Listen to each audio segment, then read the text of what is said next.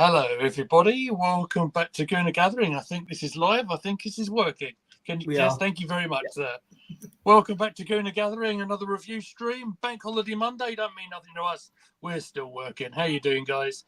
Gooner Lee Meads in position, joined by the poshest man in all the sports entertainment, Posh Bertie. How have you been, sir? You okay? I'm doing fantastic. I've got my haircut sorted, and now I'm ready to go with a Gooner Gathering. Obviously, we'd helped out Wrestle Dogs yesterday, and that was fantastic. And of course, I saw another 3 points for the Arsenal, which we'll talk about on Saturday. And yeah, absolutely. Pretty good weekend, I think. It was a good time on Wrestle Dogs as well, wasn't it? Let's make sure we give them a nice cheap plug before we do anything else. And yeah, hope Sam's recovered from his nice excursion over the weekend. Right, seems like our nameplates have disappeared, but never mind. I'll ignore that for now. Let's go straight to the team lineup, shall we? And for the third game in succession, we had an unchanged lineup. I'm going to guess that would have pleased you quite a lot, sir. Well, I actually thought Arteta got that right. I know that's something I rarely say nowadays, but he actually did. He got it. He got the lineup right. We said, didn't we? We want unchanged. I had a worrying thought that he was going to overthink it and go, "Oh well, it's only Bournemouth" or something like that, and go with I don't know. He speaks like that, does he? Yeah, you go with Kivior at left back or Jorginho in the midfield or something and think, it's Bournemouth, we'll walk them. But no, he actually went unchanged, which I thought was very sensible. Because when you at this stage of the season, nobody walks games unless you're Man City, of course. But when it's us, you can't walk games. And I've just seen that comment, and I think that's incredibly harsh, AFC always. Manuel Reunia, no. He is I think you are being a bit disrespectful, sir, to the Golden Glove winner, my friend. Yeah, absolutely. Why can I not see the comments? That's a bit weird, isn't it? Oh, I'll put the comments up, and I'll sort your back end out. Don't worry. AFC always says I've come up with a new name for Raya. Let's call him Manuel Reunia. That's a bit disrespectful. I think David Raya overall has been very good for us, and I would much rather him in goal over Manuel Almunia any day of the week. Or indeed Aaron Ramsdale. Yeah. I'm sure the goalkeeping situation, I think I want to talk about after we've spoken about the match, because there's a name that I never thought I'd talk about on this stream that's popped up in the last few hours, which we'll get into in a bit. But let's we'll talk about it. And I know what it is. I know what you're going to say, and I'm going to pour ice cold water over it. So I can't wait for that. Okay, no, I'm just going to say what I've seen. If I see it, I'm going to say it. So thank you very much. That's a catchphrase. So when he's making silly mistakes, it reminds me of him. Well, look, goalkeepers are one of them things where they make the slightest error and people are going to jump on you, right? And whereas a striker, I'll give you an example because it's a fun one for us to talk about, right? If Havertz misses a shot, people are going to go, "Oh, he's rubbish. He's number 29. He's useless." Whereas if a goalkeeper make an error, the ball's in the back of the net and that will get overanalyzed, right? That's the goalkeeper's life. Goalkeepers make mistakes, even the very best in the business. I mean, do I hear anybody shouting at Jens Lehmann, the invincible winner of 20 years ago, despite the fact he got sent off in the Champions League final? Does anyone have a pop at him? No, because you're too scared. No. And I would be too. He's an absolute nutter. But we all got to love Jens. Dave Seaman, in my generation, yeah, he would have had a couple of errors down in his locker, but it happens. It's a goalkeeper's life, right? But we'll get into a match incident of him in a minute. But let's talk about the positive stuff first. He says, of course, he's a lot better than Almunia. I just thought Reunia sounds good. No worries, AFC always. But it does sound good. it's worth noting that that clean sheet, whether it should be a clean sheet or not, we'll get in a minute. The clean sheet against Bournemouth means, as Arsenal says, it's officially official. David Raya's won the Golden Glove, and you know what? Congratulations to him. Does that count as an official trophy? Well, we'll see about that. Depends how the season goes. Emerson's in the chat saying, "Good evening." Good evening. Good evening to you, sir. It's anyway, always, let's. Always great to get into the have the regulars pop in as always. And so I think we've waffled for about 6 minutes. I think we should probably get into how we started. And I thought Arsenal came out the traps very rapidly. The only difficulty was finding that final pass, perhaps, or that shot on target to get the scoring started. Did it remind you a little bit of when we played Wolves? It reminded me a bit of when we played Liverpool in the FA Cup. It reminded me a bit of when we played Villa at home in the first half. We've had a lot of games like that where in the first half, we have chance after chance after chance after chance, but we seem to be allergic to putting the ball in the back of the net. Declan Rice had a shot that, on paper, you thought, oh, here we go, it's going in the back of the net, 1-0.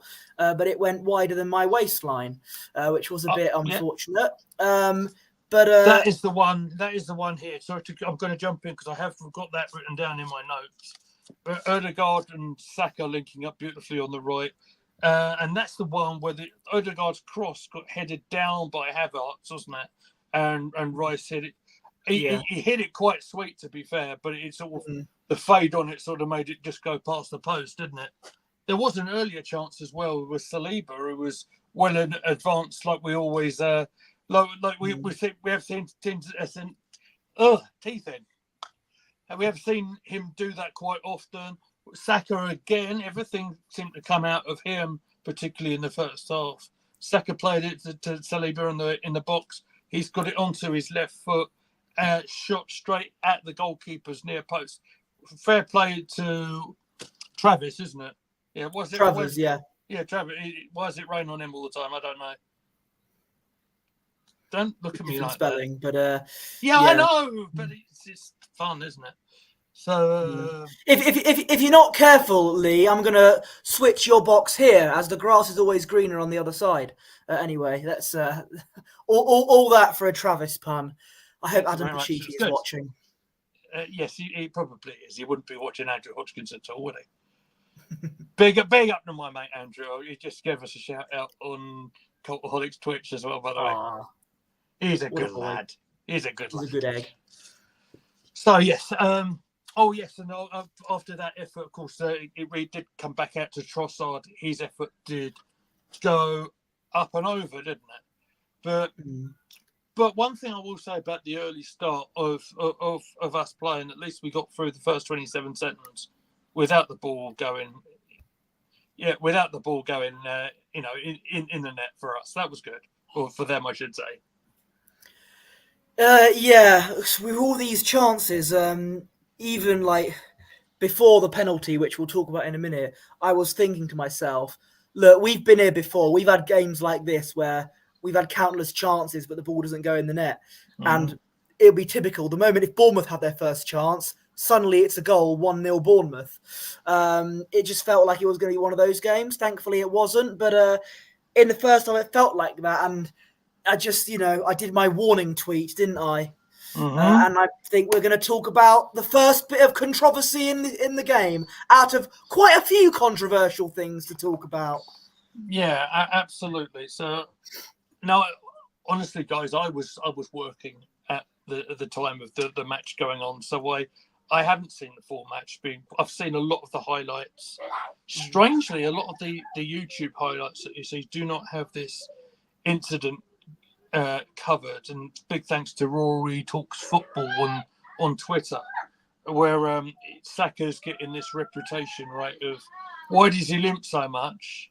Well, it don't help that people go into the leg like that, and he didn't even get a yellow or a red card. Look at the state of that. I mean, that's not good, is it? And what is the point of having the extra officials, the VAR, etc., if they can't pick up on this sort of incident or other sort of incidents that also happen during the game, I'm going to remove that image before it gets us in trouble, all right?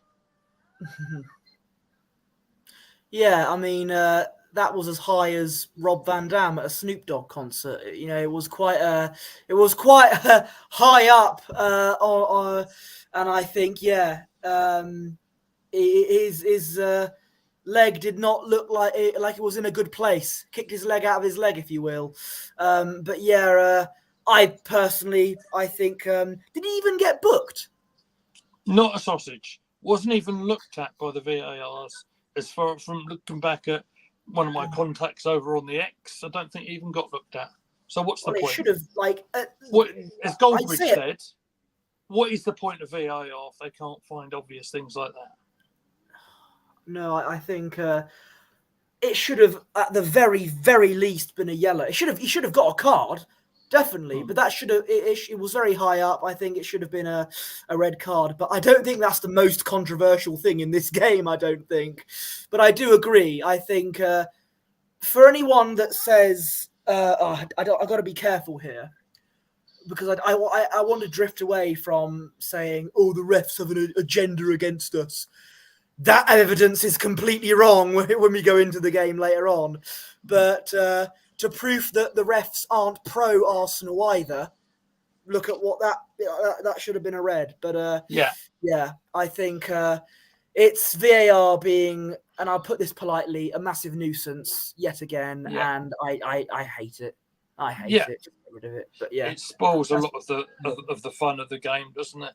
And it probably highlights the fact that they're not. It's not just the referees; it's the VAR. It's everything that needs really looking at. And if you want, I mean, it kind of neatly goes into us winning our penalty just before half time, doesn't it? Ball played to Havertz. I think was it Odegaard who played the ball to him? I'm not 100% sure on that, but the ball gets played through to him.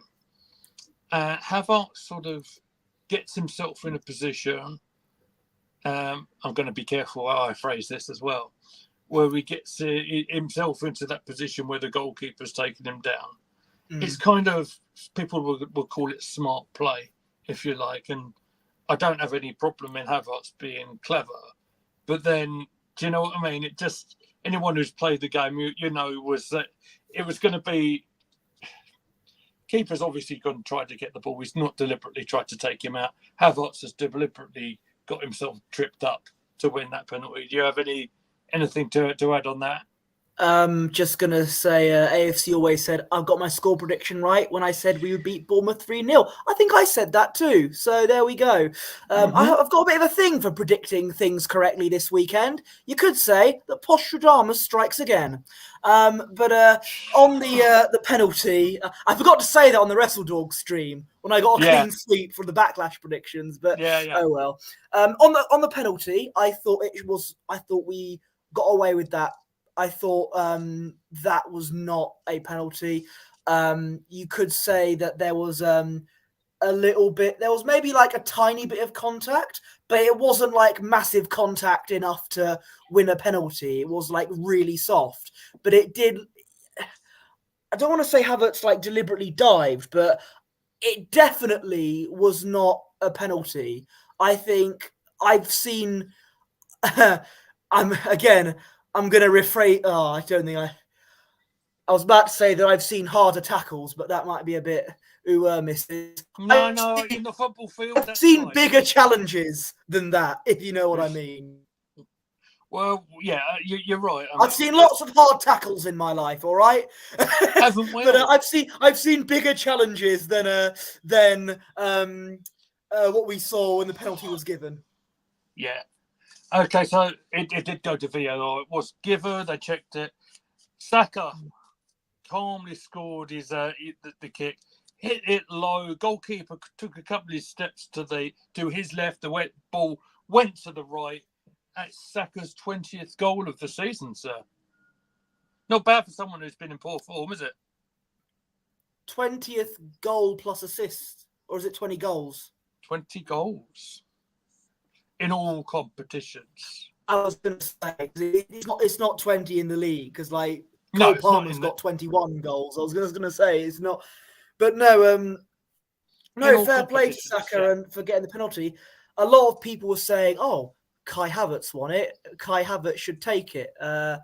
Which I mean, but let's be honest, he didn't win the penalty. I mean, it was almost a dive. Let's be honest. But Saka almost a dive. He's not quite Klinsmann level just yet. As you said on one of our streams, he doesn't dive. No, he doesn't. Ever. Unless it's against Brentford or against Bournemouth. But unless it's against a team beginning with B. So, Brighton, watch out next. I think Saka scored a very nice penalty, cool and calm, and it was 1-0. I'll be honest, we should have put that game to bed at half-time based on all the chances we had. But I'd take the 1-0 lead going into the break. And I said, let's hope we don't have any bottle job moments, and hopefully we'll be fine in the second half. We just got to keep cool. Yeah. I see AFC always comment about Gabriel in the chat. We'll get to it in a minute because I try to do it a little bit chronologically if I can. But, okay. Now, it's probably fair to say that second half was a bit more cagey and a little bit more teeth biting than probably needed to be, but that's also the beauty of the Premier League. We knew that Bournemouth weren't just going to sit on their heels and we're behind. They show that they're always up for a fight. That's what the Premier League's all about. Shall we talk briefly about Solanke's shot on goal, which the Golden Glove winner managed to kick away by his legs? Great instincts actually from our on loan goalkeeper. Hopefully that situation will change soon. Yeah, I was going to agree with you when I said, unless your name is Manchester City Football Club, not all these games, even at home against teams like Bournemouth, with all due respect to them, it's not going to be a cakewalk. In the second half, it was cagey. We looked a lot more nervous, and I think Bournemouth saw that as well. They tried to take advantage of it. The Solanke shot, it was a decent stop by Raya. There were a couple of moments where Bournemouth made us feel a little bit tense, including a certain goal, which we'll get to in a minute. Absolutely. But I thought Raya did well with that. Do you know what? It was. I haven't seen much him making like proper saves, which is why I always say Ramsdale might be a better proper old school saver than Raya, rather than Raya's way better at distribution and all that and short kicks and everything. But Raya did brilliantly to make a very good save to deny Solanke, who is a very good striker, and I'm glad that he stopped him. Absolutely. Maybe some of them nerves might have been temporarily relieved a little bit on Arsenal scoring of the second goal. All come about Ødegaard's pass. Gets a little bit of a lucky bounce. Declan Rice, have you ever seen someone with so much balance on a football pitch than him? It's almost Bergkamp-like in the way he spun to feed Trossard. It was completely unmarked on the left-hand side to bend the ball in for Trossard's 16th goal of the season in all competitions. Now, I didn't expect to read that, but that's how it is, and it kind of emphasises how important he has been, certainly in the running as well, doesn't it? Yeah, it's funny you should mention Trossard. I think we might need to have a conversation about Martinelli at some point. But carry on, because I think I know where you're going to go with it. I think, look, Trossard, I have waxed lyrical about him so much. Big game player, and he scores very important goals. The goal against Porto, the winner against Liverpool. There's many that I am struggling to mention at the top of my head, but this was important, getting that all-important 2-goal cushion in this important game against Bournemouth. And Trossard, it was a tidy finish as well. Great skill from Declan Rice. I mean, what can we say about Rice? We've not said already. The same we've said about Trossard. But Trossard, lovely finish, and 16th goal in all competitions. I've said this before. He's a brilliant player, and I've said the whole season he's a brilliant player. Whilst not as fast as someone like Martinelli, technically he can bring the goods for you. And he did that for the second goal. So fair play to Leandro Trossard. And AFC always says that's how you spend £105 million on a player. He's ridiculously good. We only got Trossard for 20 million. And and as the crowd said, he's probably referring to Rice there. I know. Rice. He's referring to. The crowd chanted we got him half price. Yeah, it was special. 100 million. It's like a bargain for Declan. And what I still can't believe is how he got Trossard for 20 million, which I thought was very cheap. He says the stream keeps buffering. Don't know if that's to do with us or with you. I'm not too sure. It's from where we are. It's all fine. Let me watch the stream on my phone. Let me have that in the background. It's probably and see what's going on. Probably worth having a check on that. Yeah, as you know, we have had a couple of issues. It's the very reason I'm off my phone at the moment. To be honest with you, I'll carry on Posh's point for a minute because he does say something on the lines that we might need to have. It looks good. Look how meta this is. It looks great. And there's a bot in the Twitch channel, so you might have to, I can take care of that. Yeah, if you would, please. Okay. Right, I'll tell you what. I increased it. Okay. I might have to leave this because I might have to deal with it on the stream manager on Twitch. Okay. Yeah, no worries. But if I go for a second, do you want to, Terry, on your point you were making about having that conversation about Trossard and Martinelli? Of course, Martinelli was in far greater form, obviously, last season. I think he struggled to get his momentum. There may have been a chance where you had when he did come on, it did rather make a bit of a hash about. But if I leave you to it for now, whether I come back on this device or the other one, I'm not sure. But the bridge is yours, sir. No worries. Yeah, so with Martinelli, obviously he came on. I think it may have been like the only sub Arteta made. So yeah, substitution's going well. I think look, Martinelli, obviously he was a lot better last season than this season. Look, I've been critical of when some of our fans just dismissed Trossard at some point this season, and I would be very much of a hypocrite if I just dismissed Martinelli. And I'm not going to do that at all, because I still think we know that Martinelli can be a very good player, and we know what he can offer. But this season he's been off. He's not been the same Gabriel Martinelli that we know that he can be. But I'm not saying that he's finished like some people are. I think, I'm seeing double, 4 Gunalese. I think with Martinelli, I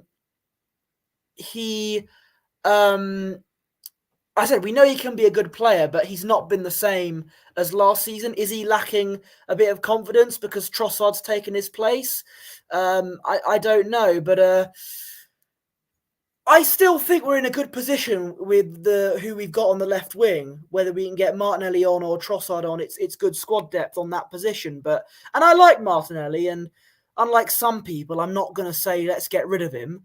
But going into next season, if Martinelli remains the same as this season and he puts in a lot of these like lackluster showings, then we can have a bit of a conversation about that. But at the moment, we know that Martinelli can be a fantastic player. It's up to him, and it's up to how he's like being managed to determine if he can go back to his old form. That's what I can say with Martinelli. So I'm not giving up on him. He's fantastic. But there are many, many big name players we can talk about getting rid of before Martinelli. Let's be honest here. So yeah, I still have confidence in Gabriel Martinelli, but I do have concerns about some of the performances he's being put in. Yeah, perhaps with Martinelli, and yes, I've switched on to the other device. Oh, crackle, so it might crackle, come on. Hopefully Is it not, really? No, I said hopefully not. Right. Okay. So perhaps, obviously, he's struggled with his injuries a little bit. Perhaps after a little bit of a break in the pre-season, maybe he'll be in slightly better form. But it's made a lot of sense also to have an experienced head out there over this real difficult close of the season. It seems like we've seen the very best of him. And whereas some of this season we had seen better cameos of him rather than him starting, he's started the last few and he's been almost unplayable, I think. What do you say to, I'm not going to name names, but a certain individual who has been on this channel before saying that Martinelli is basically washed and that he should be gone in the summer? What do you say to that? No, I don't think so. I don't think you'd give up on a player like that. I disagree with that particular gentleman. If he continues being well going all into next season, then maybe there are conversations to be had, but I'm not going to say let's get rid of him right now. Definitely not. But yeah, he's lacking confidence. That's what I think. He needs to lift his head up when he runs with the ball. Yeah, that's also, I've noticed that. He needs to look where he's going. You know, if I did that while crossing the road, you know, I wouldn't be here. So Martinelli needs to focus on doing that, and he also needs to get his confidence back up. There we go. I've just figured out how to deal with him. So right, that situation on the Twitch has been sorted out, and he is out of here. Right. So probably if we're going chronologically here, we'll go back as from the second goal. Right, this is where it all got a bit interesting, didn't it? And the Bournemouth disallowed goal and all that nonsense that came about from it. Right. We'll try and break it down because there seem to be a lot going on in this play. Ball comes in from the Bournemouth left. Now, Tomiyasu got sort of a half block on it, right? Yeah. And the ball's gone right up into the air. Raya has his eyes on the ball completely, and he goes up to try and punch it away as far as he can. Perhaps the question here was Raya impeded by Solanke. I'll let you talk about that in a second. So then the ball sort of comes out to the edge of the area. An effort hit off our crossbar, and then Semedo taps it in. Goal not given. The floor is yours, sir. What do you want to say? When that decision was not given, I almost felt like an honorary Bournemouth fan because I thought they were absolutely hard done by there. Now, I think we'll talk about transfers probably in another video, but I think I do kind of agree with you there, AFC always. But look, I think Bournemouth were almost practically robbed even. Oh my God, my stream is buffering now. What's going on here? It might clean itself up with StreamYard once we're off air. Oh no, we're fine. Okay. How's it just loading another picture of me up? How's that happened? I haven't. There we go. Right, that's gone. Right. We never have any technical difficulties here on Giving a Gathering. We are a professional outfit. Yeah, you're right. The stream is freezing a lot. Look, I'm watching it now. We froze. Brilliant. Well, look, we're still live. Let's keep on going. Let's keep on going. Come on, we've dealt with worse before, mate. As I was saying, I thought that Bournemouth were absolutely hard done by with that goal, and again, VAR being a nuisance, and I felt sorry for Bournemouth there because I thought it should have been given. I don't know if that would have impacted our Arsenal's performance or not, but regardless, I think Bournemouth's goal should have stood, and AFC always agrees. The goal should have stood, and I think, they were hard done by. I don't know what Raya was doing there, like punching, having almost a Fabianski moment, just his hands on the ball there. I think it was. I struggled to hear you there, mate. Oh, this is going very well. Don't worry. What was Raya trying to do there? What he was trying to deal with a very busy penalty area, right? And you're right. Solanke was there putting him under pressure. The goalkeepers get a lot of protection, don't they? That's what happens. Doesn't matter what team you play for, they just do. Some would say they get overprotected. I think that did happen in this case. But there was something else that was going on in that same incident which might have suggested that they should have had a penalty as well. And the what I'm talking about here is Gabriel was with Philip Billing, and he seemed to grab his arm and pulled it.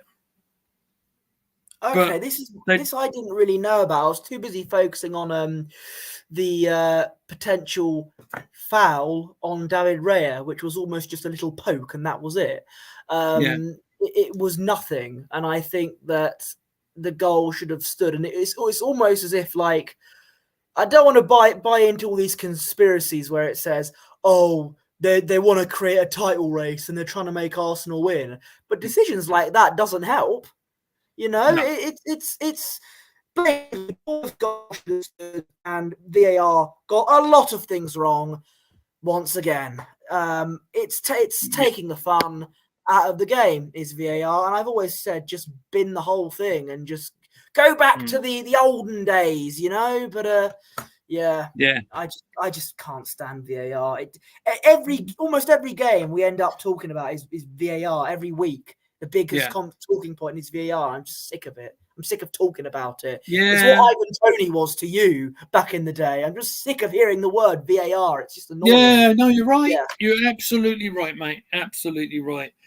If we're on that VAR subject, let's just remind everybody there is going to be a bit of a change in VAR next season with automatic offsides, which ought to make things a little bit clearer, a little bit easier, rather than the people and the whatever they call it. Just like, oh, should we just draw the line here and not have a proper camera with it or whatever? I think it's going to be more definitive. You'll see it quite quickly. Might give the referees a bit of a chance to actually see some of the proper fouls that has been going on, or not, as the case may be. That's something to talk about, perhaps in a post new season stream. I hope so, but I don't have much faith in all this. The idea, I say this, the idea of VAR itself is actually quite good but it's unfortunately it's not being used right, and it's just kind of sucking the fun out of like goals and things like that. It's a nuisance, and I think a lot of people will agree with me on that. I agree with you. I absolutely agree with you. One thing I want to talk to you about, actually, let me just make sure I hear myself. There's an echo. Right, I've sorted that out. Anyway. No echo on my end, don't worry. No, it is. It's my end, mate. Okay. I noticed when I tried to disappear briefly, you couldn't wait to jump on Mikel making or failing to make any substitutions. Well, I was just me doing a little. I've got no problem with what Arteta did on Saturday. I thought he got a lot of things right, and we won, so I can't really complain.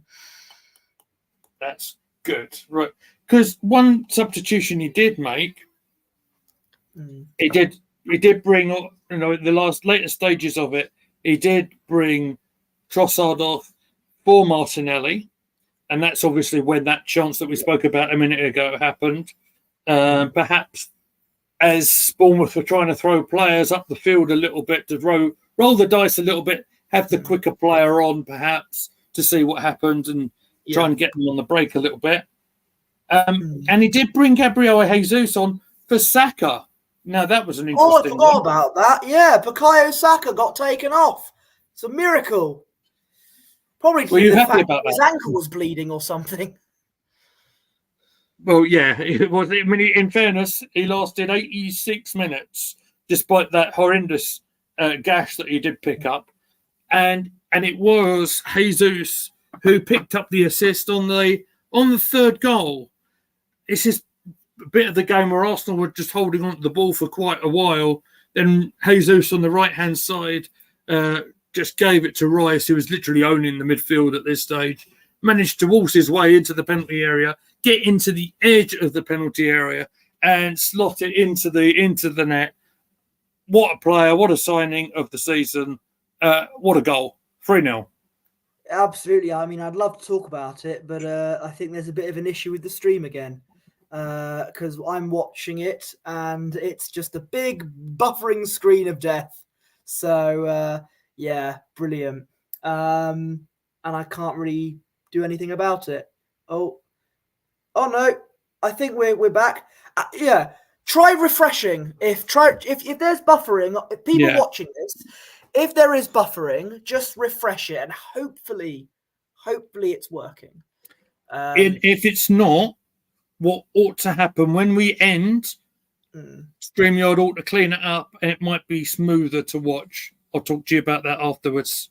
All right? But if it's having issues, we're trying our best. And sort of technical issues that sometimes you find difficult to deal with.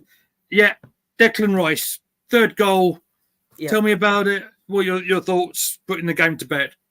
Oh, it was brilliant finish, brilliant goal.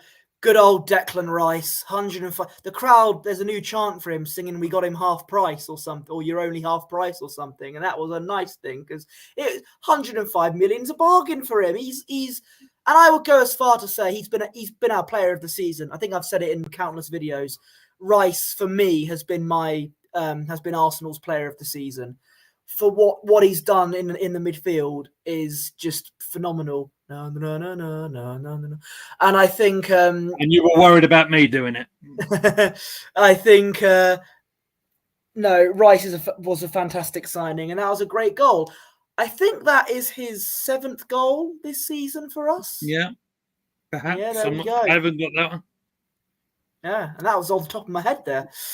Nice. So yeah, and I think he got player of the match as well. I'm just so pleased that we managed to get him. It took a while, didn't it? Trying to sign him. We did a video about it, if you remember.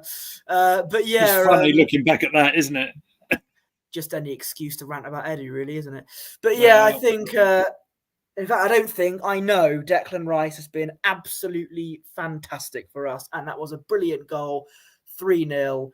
Good old Deckers, and hopefully, there has been arguments that against Villa and against Bayern, he was putting in some underwhelming performances. But I think he's a player who knows that himself, and he wants to rectify that.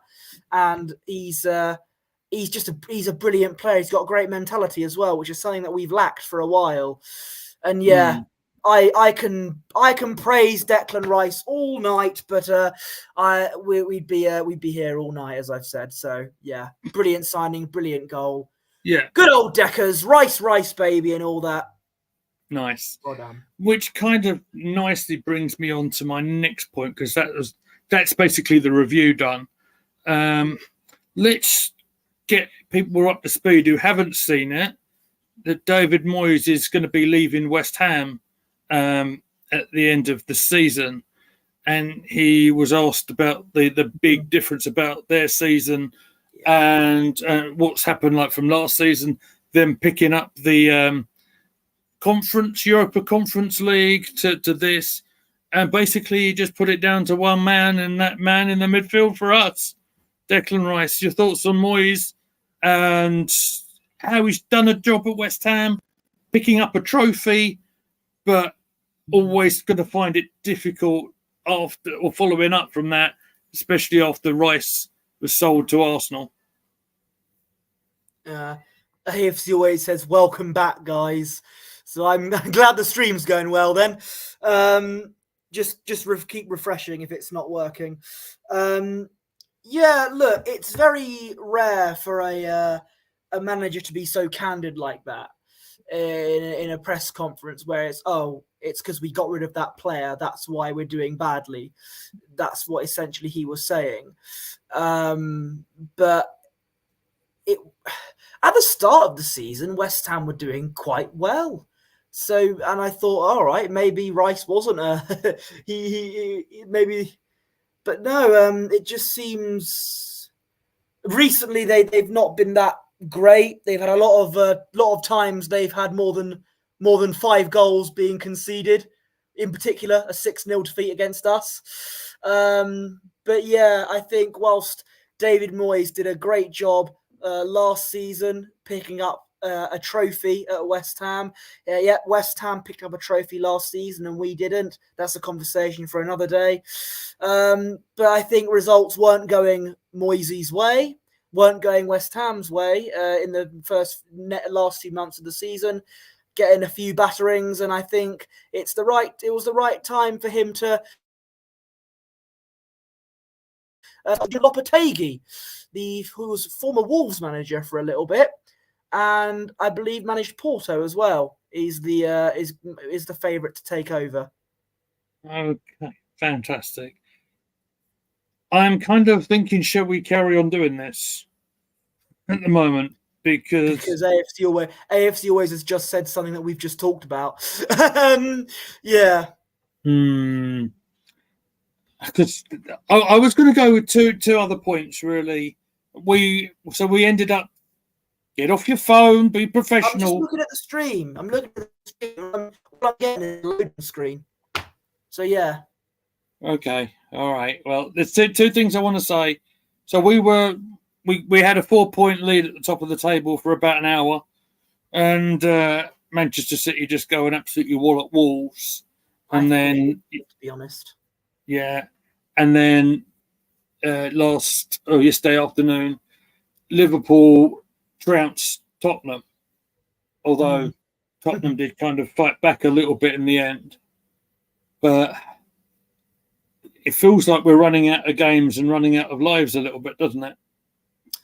Yeah, almost as if we shouldn't have lost to Aston Villa twice, or we shouldn't have lost at home to West Ham, or we shouldn't have lost away to Fulham or something.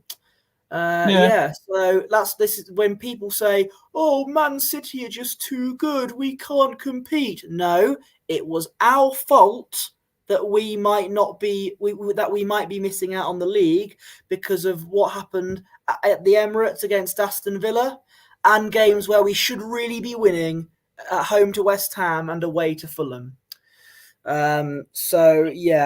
I actually, based on how Tottenham have been doing recently, I don't think, famous last words, I don't think they'll be beating Man City. I think Fulham are more likely to nick points off them than Tottenham. But even then, I don't think Tony Khan will do us a favour with his neck brace on. Man City. I think City are going to run absolutely rampant in their final games and they're going to win the league. You heard it here first. People, it's false hope for thinking that they're going to drop points. They don't at this stage of the season. Even if we win all our games, which we could do. And Old Trafford's going to be tough. So, I just think we shot ourselves in the foot, really. We could have stopped Man City, but we dropped points in games where we really shouldn't have. So it was our own fault that we might be narrowly missing out on the league, if that makes sense. Yeah, and it makes sense, and you're absolutely entitled to that viewpoint. It's not completely over with, of course, and wouldn't it be just the most strangest thing ever, maybe the most Spursy thing ever, really, that they go back to their place, and then where Man City haven't got a great record at, well, and they managed to pull it off. Who knows? I'm always of the belief that anything can happen. It's also in my head that there's a bit of a gap now between when they play. I think they've got the whole week, and they decide the result of the inquiry about the 115 charges is going to be released. I would expect they would want that done before May 19th, before the end of the season. I'm not saying that's the way you want to win the league, but if they've been being naughty behind the scenes and breaking all these Premier League rules, well, no one likes a cheater, do they? No, I don't think they'll get punished for it. I think they might get a points deduction next season, and that'll be it. But that's next season. That's no good.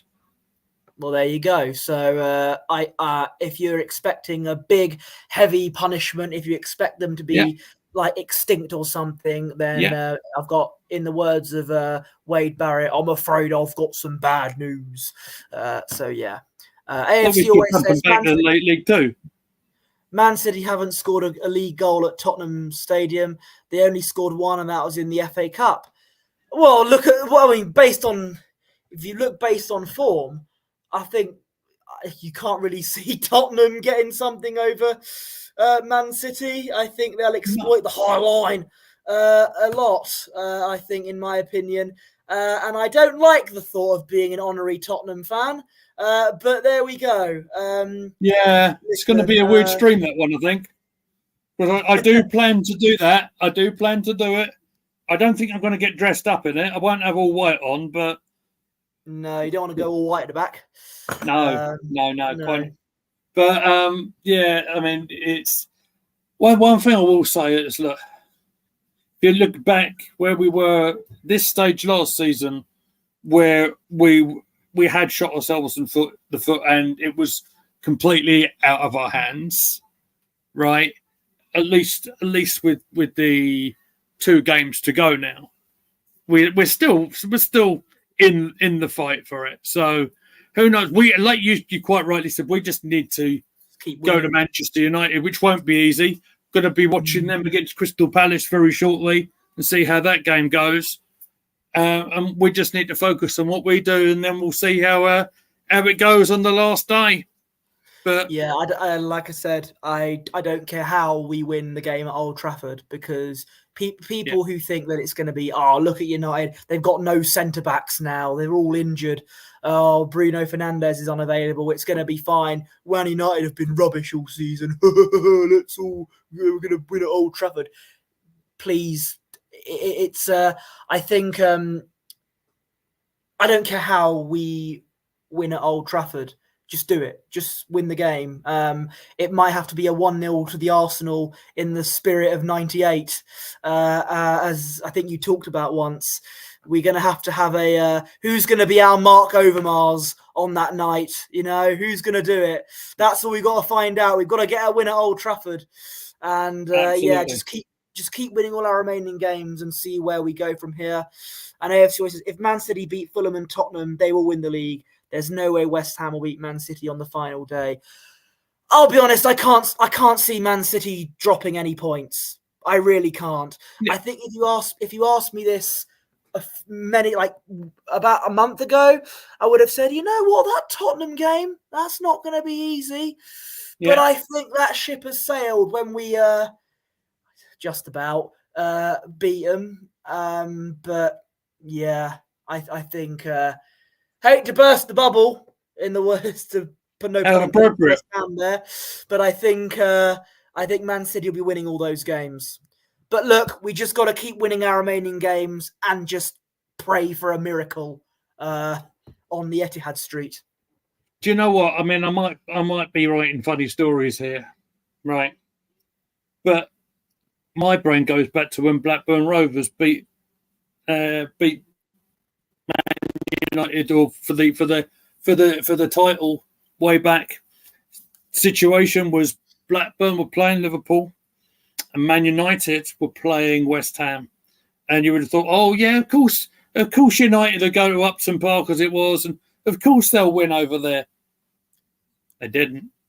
In fact, Blackburn lost in the last few minutes to a Jamie Redknapp goal for Liverpool, if I remember correctly. But then, because United couldn't get it done, Kenny Dalglish's Blackburn will manage to pick up the title. It's got a funnier way of writing itself, the Premier League. So, look. And although I'd like to point out, of course, Fulham, the City player as well. I've always liked Wobie. I've always liked Willian. I'm sure they do a great job. I've always had a huge respect for Tottenham. I can't say it. But yeah, I can't say that with a straight face, I'm afraid. Sorry, Ben Swart, if you're watching this. AFC always says, so if Man City beat Fulham and we draw against Man United, Man City will be crowned champions if they beat Tottenham. So there we go. I'm sure the Tottenham fans will join in with the celebration then, as most of them do. They become honorary City fans anyway. Anything they can get their greasy little hand on. It'll be the closest thing Tottenham will get to a Premier League recently. So I think, it'll be the only... Niall Kane's in the chat saying, big up, lads. Good to see you, Niall Kane. Hello, Niall. Good to see you, mate. Just bigging up Man United and how you managed to, we're talking about West Ham being the stumbling block when Blackburn picked up the trophy and United didn't, and how Man City could do the same thing. But being we've had all the technical issues, being it's about 5 minutes till kickoff for Crystal Palace against Man United, I think that should probably do us for now. You reckon? One more thing I want to just say. I think we mentioned this briefly on Wrestle Dogs, but let's wave our hands from side to side and say congratulations to one Joseph Hendry on getting number 4 in the UK charts with his song I Believe in Joe Hendry. He got a Champions League spot in the charts, so fair play to you, sir. He now did a tweet saying how much to get my face on the Sphere in Vegas. I personally think he should project his face on the Houses of Parliament. That's just an idea. But yeah, fair play to Joe Hendry. I think that's a good feel good story. It's incredible. What do you think, Mr. Meadows? You believe in Joe Hendry, don't you? I absolutely do. I created a short about it earlier on today. So, look, for those of you who don't know who Joe Hendry is, he's a Scottish wrestler working for TNA Wrestling, and he's just an incredible athlete and performer, musical genius, and he's a unique style of doing ring entrances is just incredible. We spoke enough about that on Wrestle Dogs yesterday, but yeah, big up to Joe Hendry doing releasing the song and covering iTunes, Spotify, all the major music platforms. It's just amazing. So yeah, fair play to Joe. I think possibly the last comment of the day will be here from AFC Always, who is saying the manager is going to replace. It came off the screen. There you go. Moyes, didn't he do a terrible job at Wolves there as his manager? Yes, he did. Well, who knows? They might bring Manuel Pellegrini back again. Manuel, but yeah, not that. Who knows? No, That'll be it. I think that will be it. So, in terms of content coming up for us here on Gooner Gathering, I wouldn't expect a live stream here tomorrow. I would expect me might be playing FM. 2 seconds. Let me finish. I will expect to do a pre-record about Manchester City versus Arsenal from the WSL. I'll do a little report from that goes ahead. Well, you say you might not expect a stream tomorrow. I might play a bit of Football Manager tomorrow if you don't mind. Absolutely fine by me, sir. You are more than welcome to it. AFC says, why didn't West Ham go for Conte? I think it might be a bit ambitious for them. But yeah. Yeah. He's the Newcastle manager. He's the Newcastle manager in my FM. Speaking of that, Football Manager will be happening tomorrow.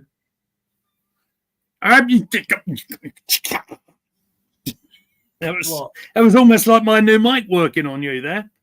Oh no! Brilliant. Is it more water in the works? Is it? I will be playing Football Manager tomorrow. Yeah, and that will be lovely. Okay, mate. I will plug our friend on the channel as well, Harry Scar from Spurs, of course. I'm going to be on his show on Wednesday, as long as I can get home quite sharp from work. So I'll be plugging that on our community page. Please be nice to Harry Scarf. He's a top lad. All right, he wears the white of Spurs. He's a great content creator and he's a good lad. So I'll put up a time for that. And yeah, AFC always thank you for being in the chat. We never stop believing. We never give up. Yabba do. And I would imagine possibly a preview show coming up for Man United on Friday. And it's on Sunday, isn't it? The game at Old Trafford, right? So hopefully we'll be doing the live chat along for that one. The penultimate game of the season. Oh, and on Friday, hopefully, if he's still up for it, Kyle, aka Heel Batman from Wrestle Dogs, might join us for it because he was up for it when we talked about it off air. Hopefully, he'll be there because he is a Man United fan, and it'll be nice to hear some things from his perspective. I think that'd be very nice. No, that'd be good. So I think that is just about us signing out for the evening. If I can find the social media banner, I will pop it up for us. It's right here. So, Posh, the floor is yours. Where can they find you, sir? Well, you can find me on Twitter, or X, at Posh Bertie. My Instagram is at Bertie Wanless, and I run Gooner Gathering's Instagram account at Gooner Gathering. Thank you very much. Of course, you can find me at Goonerly Mead. You can find us at Gooner Gathering. Of course, don't forget, we're on the TikTok as well for all them fun clips. Check out the shorts that have been bombarding your feed, I'm sure. I've been in the editing studio putting them together. I love doing them. They're lots of fun. I believe there's one more comment that's just come in, which I'm trying to put on the screen, and it's not working for me. Well, I can get it up for you. Mrs. AFC always says, how many goals did we concede in the league last season? Was it 43 goals? I have no idea. That's the answer to your question. Well, we'll have a look at last year's league table before we do a live next, shall we? Or maybe Posh can answer the question on his stream that will go up tomorrow.